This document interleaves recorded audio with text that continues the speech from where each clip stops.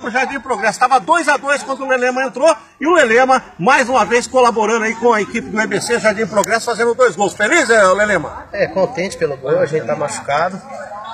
Mas é a equipe, né? A equipe lutou até o final. Conseguimos fazer 2 gols no segundo tempo e saímos com a vitória. Agora vamos esperar o time da Vilinha, que é um time bom. Como é que se fala? Quer dizer, é favorito para ser campeão, mas dentro de campo não tem favorito, né? Dentro de campo jogar bola.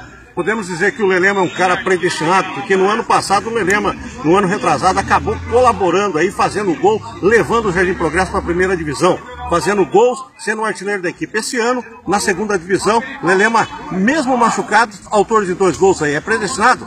É Deus, né? Só Deus, né? A gente gosta de jogar bola amador, a gente machucou, vem de uma contusão grave. E a gente gosta, né, de jogar futebol, né?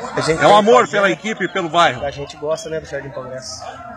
Parabéns aí pela vitória e boa sorte aí nas semifinais contra outra equipe de mais um bairro. Será o confronto de 2 equipes de bairro, o Vila Nova e o Jardim Progresso. Obrigado pra vocês.